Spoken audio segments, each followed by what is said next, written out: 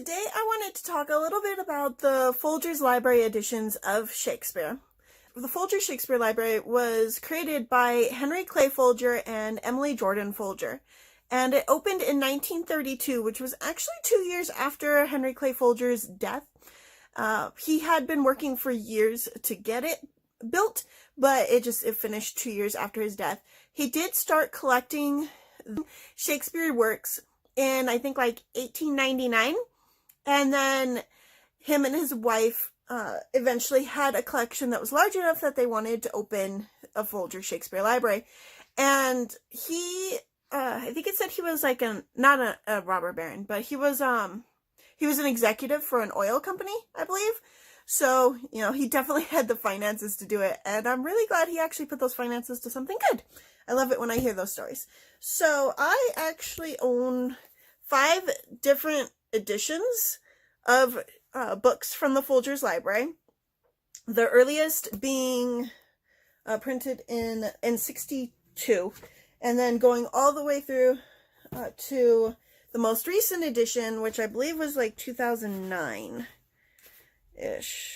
2000. So this one was in 2000. The other one I have, the big sonnets one, was 2009, so that's what I was thinking was that.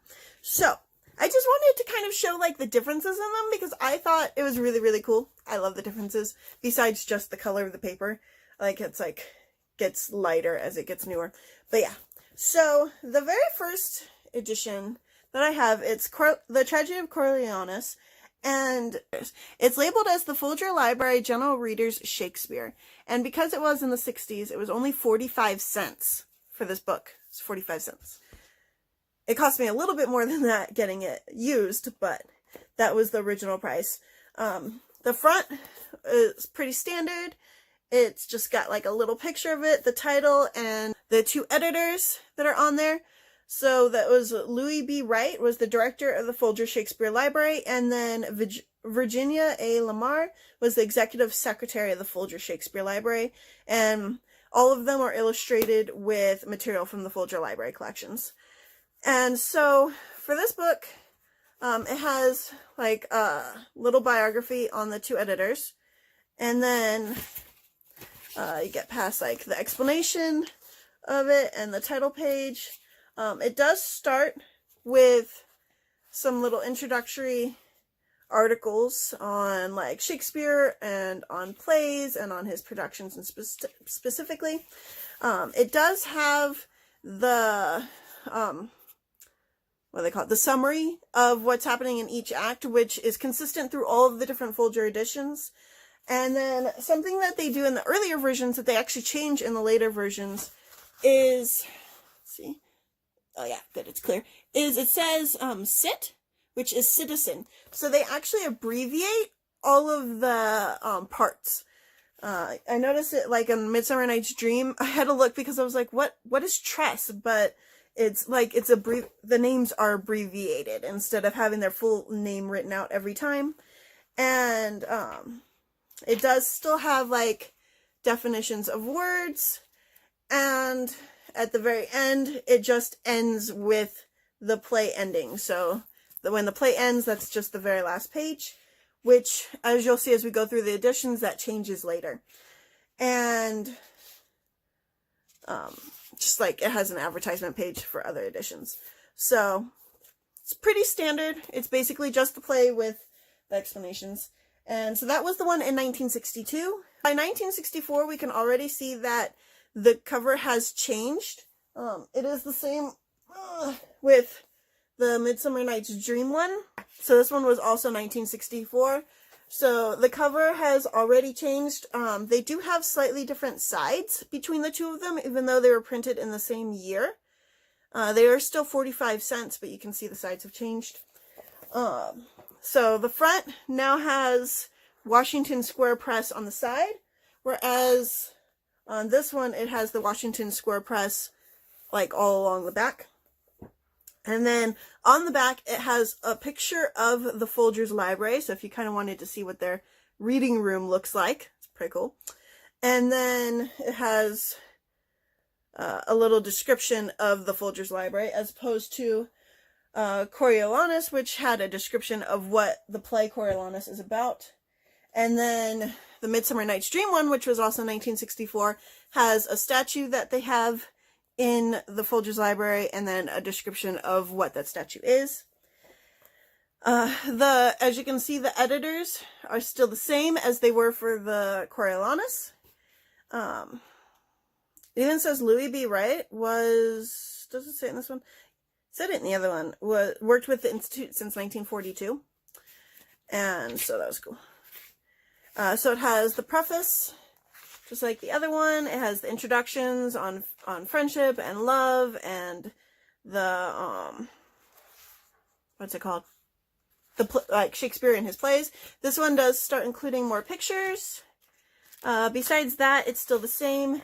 Names are still abbreviated, as you can see there. And it still ends, it does end with the play, but it does have this one page at the very back that was not included in the Coriolanus, and that is a key to the famous lines. So that's cool. I wonder if Midsummer Night's Dream has that too. It does. Midsummer Night's Dream has that too. So that's something that they added in the 1964 edition.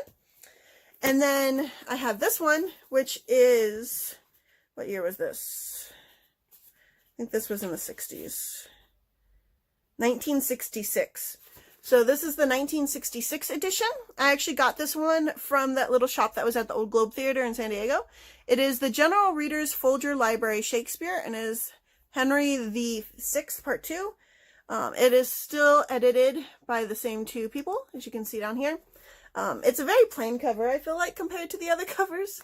A very basic cover. On the back, it has Shakespeare and an explanation of that piece of artwork. It still has the biographies in the front, and preface, explanation of the of Shakespearean plays. The histories, I've noticed, do have these timelines in them, which is very, very handy, because I went back and referenced that timeline a lot during King John. Besides that, there's not many differences. They still have that key to famous lines in the back. Here, and then an advertisement for to sell some of the Shakespeare books. So these ones, the price had gone up to $3.99 in the 60s. And then I have this edition, which is actually my favorite editions of the Folger's Library ones. It is the New Folger's Library Shakespeare, and they all have these really cool artistic covers, like the Comedy of Errors cover, and the Merchant of Venice cover. So they all have these really cool, like, awesome artwork covers. I just noticed somebody else's hair is in that book. Anyway, so yeah, so I love the cover. It still has the Washington Press on it, and the editors have changed. Of course, you know, time has passed. So now it is edited by Barbara A. Mowat and Paul Werstein. And it no longer has their biographies in the front.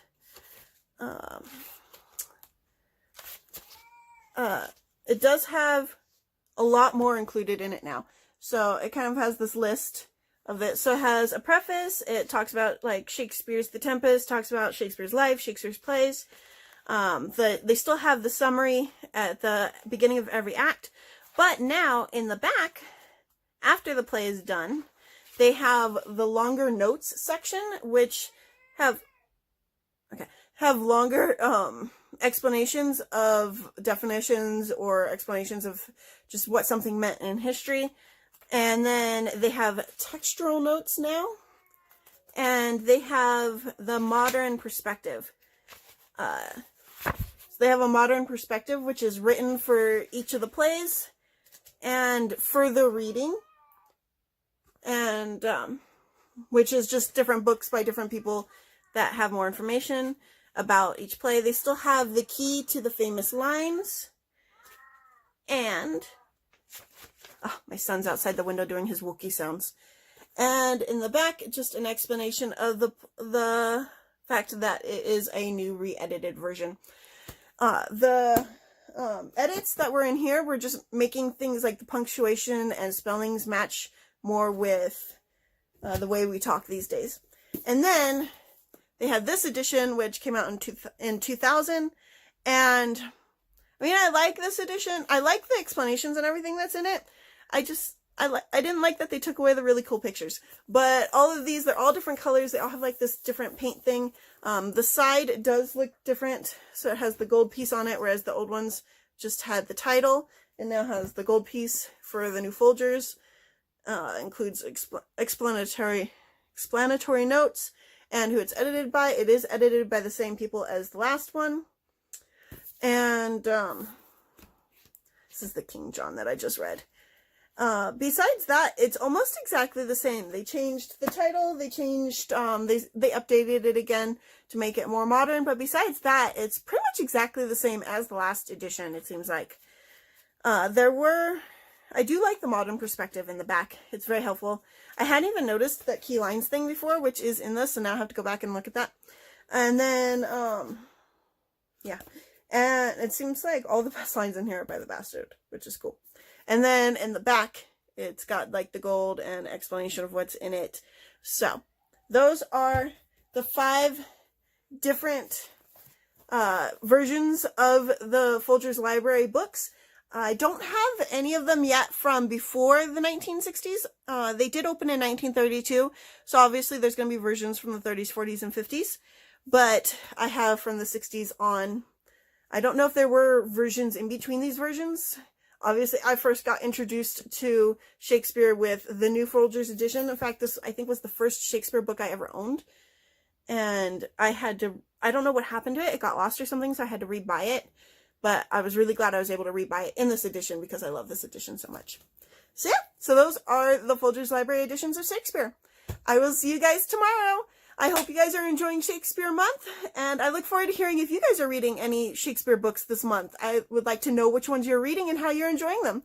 Well, Shakespeare's plays, not Shakespeare's books. But I'll see you guys tomorrow. Bye!